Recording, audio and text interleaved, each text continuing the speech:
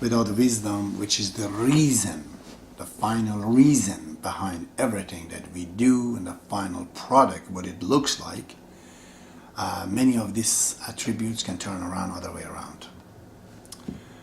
Okay, I have a couple of other things to talk. One of them is obedience. Every time we talk obedience in Canada and others, immediately, people, those who are intelligent, they feel insulted. So obedient to who, to what?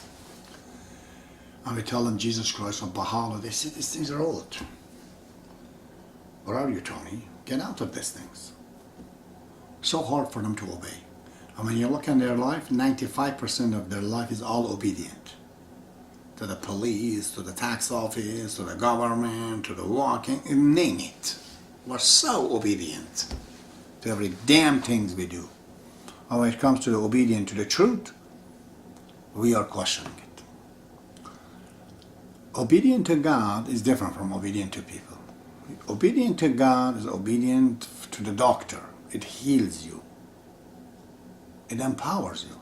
Obedient to the other people empowers them. This is the two difference between them. We have to know what we're talking about. Even when it comes to Baha'i administration, assemblies, even universal laws of justice, use the word to follow. Don't use obedient. Follow the order of the assemblies and this and that. Because these orders, they can change.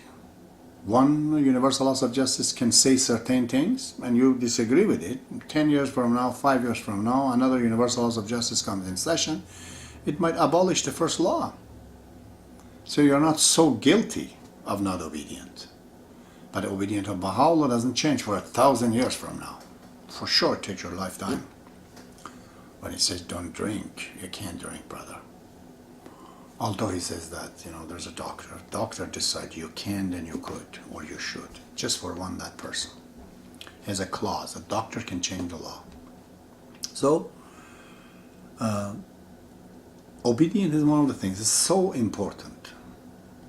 If you think the laws of Baha'u'llah about fasting and praying, I'm going to be talking in detail about it in the third book, which is the man as a social being.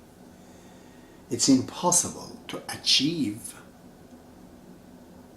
objectively towards their spirituality without these channels. God is a general term. Specifically, it's called Baha'ullah. Specifically, it's called Muhammad. Specifically, it's Buddha, Krishna, and Jesus Christ. And more specifically, with a reference to the criteria of time, it is only Baha'u'llah right now. That's it. So, same thing. When you say generosity, when you say giving, it's a general term. How do we get there? That's the question I ask. You come up with millions of ways and procedures that one can become generous or brave. None of that is guaranteed to work. Is you're going to the medicine man of the tribe to ask for the problem instead of going to the doctor. Baha'u'llah's way is guaranteed. When it says pay to the fund, guaranteed you become generous by giving that. When it says teach the faith of God, guaranteed you're going to get the spiritual qualities. When it says defend the truth, guaranteed you're going to be brave. Even if you're a man who's afraid of everything. Accepting Baha'u'llah's and writings and this and that definitely gets you out of imagination. I used to be seeing the movies of Dracula when I was a kid. And sometimes I was afraid at darkness. As soon as I became Baha'i, everything vanished. Deleted completely. So, obedience to the laws of Baha'u'llah is following the dosage, the procedures of the doctor who tell you this is what you should do to get healed. Now you have a problem with that? Okay, show me another way that it works. Don't again bring these suppositions because my life is real and my time is real. I'm not going to waste my time in following something that you say.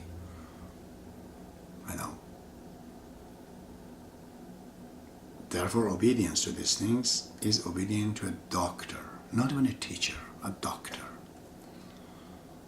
You may not understand all the names of the prescriptions that the doctor tells you. You know, I couldn't pronounce sulfasalin. I don't know what that is. Always I make mistakes. But that was the antibiotic that I had to carry in order to get rid of the germs that came obsessed during my operation on my back. You know, I have to follow doctor. Baha'i was a divine physician. This is his claim. Okay? There's no way out, brothers, except to follow these things. I'm not saying trying to figure up here, okay, oh, I'm one of the ones that you follow that problem, the one broken the law more than anybody else in the planet. But I surely suffered for it all the time. So, but I know at age 55, there's no way out of it. No way out of it. I mean, there is, if you like to. You say, oh, I want to lose. Go ahead. Nobody is stopping you to lose. But if you're saying winning and you're trying to create another competition for Baha'ullah, you know, it's not going to work. It doesn't exist. Okay. Let's go back to another one. Reflections and meditations. Oh, meditations, reflections, very, very important. Very, very important. Attributes of a quality of the spiritual person. Oh, reflections. Baha'u'llah says, a quotation from Muhammad and other prophets in the book of Certitude, 1 hour reflection is preferable to 70 years of pious worship. Muhammad said, think 1 hour is better than 70 years you go up and down. Muslims, they don't pay attention to what he says. But Baha'u'llah used these quotations again. Reflection, to think. Why are you on the planet? What is this planet? Reflect upon. I go to prairie in the night, go in the back of my truck, lie down and look at the heaven for 10 minutes in a starry night. You get a feeling of levitation, levitating, you know. You join the stars and you look at it. The whole thing is like a belly of a mother.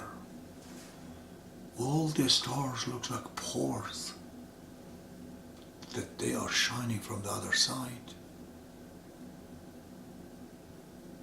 Or in this womb. You see, reflect on why things are here, why things are there. Meditation means reflecting about the spiritual matters. That's meditations. These meditations that some people in the West, I'm just so amazed and baffled by the ignorance of the man in 21st century with so much growing up in all the areas.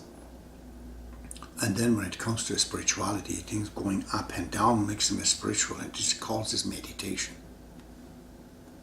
How can this physical activity create any sense of spirituality in you?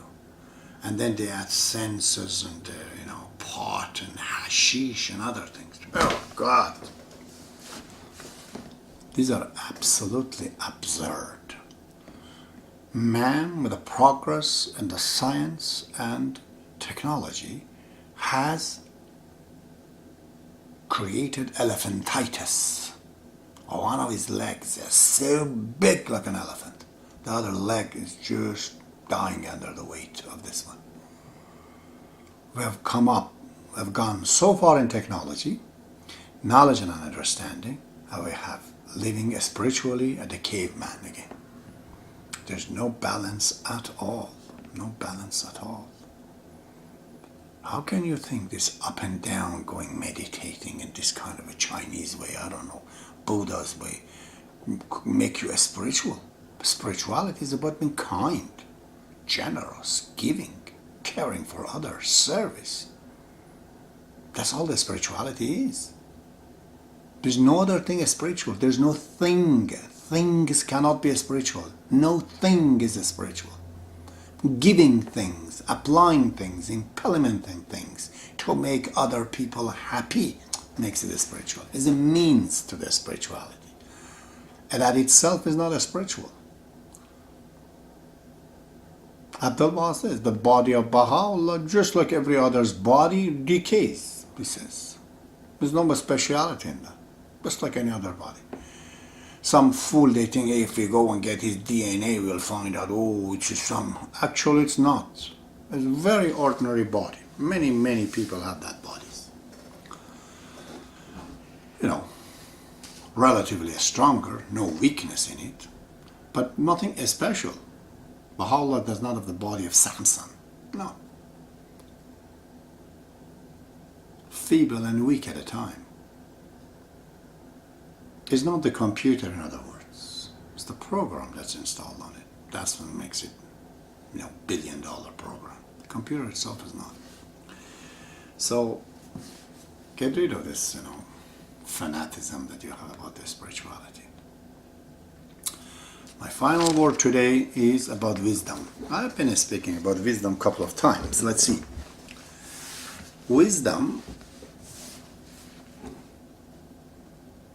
is one of the capacities and capability of the spirit.